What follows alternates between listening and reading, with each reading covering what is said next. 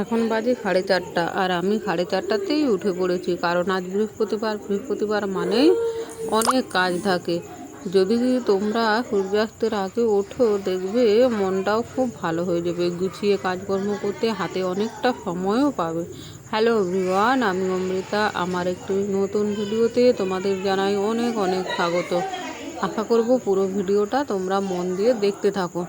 দেখো, সকালে উঠেই আমি বাসনপত্র সব আমাদের পুকুরের ঘাটে ডুবিয়ে রেখে এসেছি, ওগুলো পরে ধুবো। আমি আগে এখানে রান্নাঘরটা পরিষ্কার করে নিচ্ছি, ঝাড়ু দিয়ে ঝাঁট দিয়ে তারপর আমি গ্যাসটা মুছে নিচ্ছি।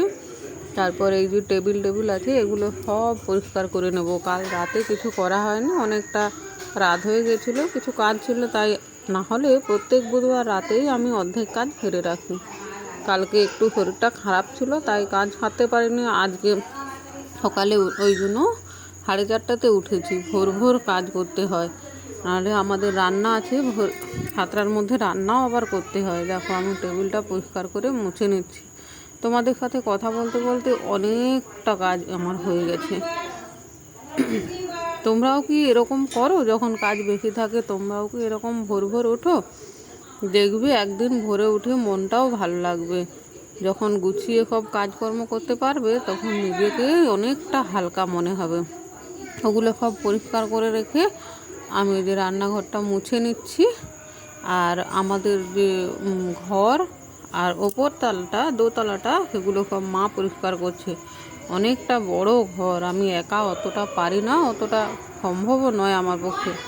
তাই মাকে বললাম, তুমি ওদিকটা পরিষ্কার করে দাও, আমি এই রান্নাঘরের সমস্ত কাজকর্ম সেরে আমি এখন স্নান করলাম। স্নান করে আমি পুজোর বাসনপত্র সব ধুয়ে নিচ্ছি। একটু পরেই ব্রাহ্মণ চলে আসবে পুজো করতে।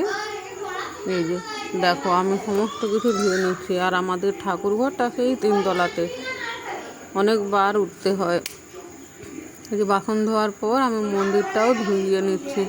আজকে একটু শ্যাম্পু দিয়ে মন্দিরটা ধুইয়েছি। প্রচুর শ্যাওলা পড়েছে, বৃষ্টির কারণে এত শ্যাওলা পড়েছে, মন্দিরটা পরিষ্কার করার সময়ই পাইনি, তাই আজ একটু শ্যাম্পু দিয়ে ধুয়ে নিয়েছি।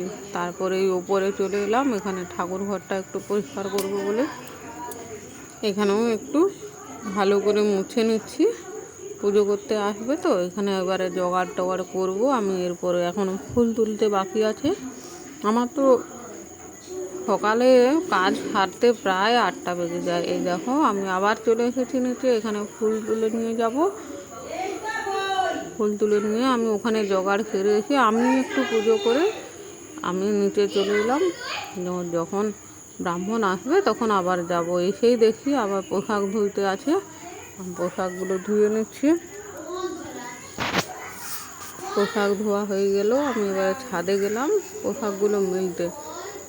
এই যে 7টা বেজে গেছে, প্রচণ্ড রোদ উঠেছে আজকে। কয়েকদিনের বৃষ্টির পর আবার প্রচণ্ড গরম পড়েছে, প্রচুর রোদ বেরিয়েছে। আমি যে 1 বালতি পোশাক এনেছি, এখন অনেকটা সময় লাগবে পোশাকগুলো মেলতে। তোমরা কয়েকদিন ধরে 2টো বেড কভার একটু ময়লা হয়ে গেছে, ধুইব করে ধোয়া হয়ে ওঠেনি, তাই আজ একটু অনেকগুলো পোশাক হয়ে গেছে। এই বেড কভার, বালিশের ঢাকনা। এসেই দেখি বাবু উঠে পড়েছে। আমি বিছানাটা একটু গুছিয়ে নিচ্ছি। বিছানাটা গুছানোর পরে নিচে এসে আবার আমি শরবত করলাম সবার জন্য। তারপর একটু আলু কেটে নিলাম, মুড়ি খাওয়া হবে আজকে। কিছুই করতে আর সময় নেই, এই যে আলু ভাজা করার পর সবাইকে মুড়ি দিলাম, নিজেও খেয়ে নিলাম। তারপর মা বাকি ছিল খেতে। মা এই যে ব্রাহ্মণ আসতে পুজো করতে উপরে গেছে, মা পুজো সারছে। তারপর আমি খাওয়া দাওয়া করে এদিকে আমি রান্নার জোগাড়টা করলাম। দেখো, রান্নাঘরে কয়েকদিন ডুবে যাওয়ার পর কালকে একটু জলটা কমে গেছে, আর উনুনটা তো একদম ভিজে একটা, তাই জন্য আঁচ আনা হয়েছে আমাদের। এই যে আঁচে রান্না হচ্ছে। আজকে হচ্ছে লাউ শাকের তরকারি, মানে লাউ খাড়া যেটাকে বলে, লাউ খাড়ার তরকারি হয়েছে, পেঁপে আলু আর ঝিঙে দিয়ে। আর হয়েছে মুগের ডাল, তারপর হয়েছে বাঁধাকপির তরকারি। তারপর আমাদের উপরে যে কাজ হচ্ছে, মিস্ত্রিরা কাজ করছে, ওদের জন্য মাছের ঝোল আলু দিয়ে পাতলা করে মাছের ঝোল। এই খাওয়া দাওয়া হয়ে গেল, তারপর আমি আবার ছাদে গেলাম সব পোশাক আনতে। এই যে বেড কভারগুলো পাট করে নিচ্ছি। টাটা বন্ধুরা, ভালো থেকো, পরে আবার দেখা।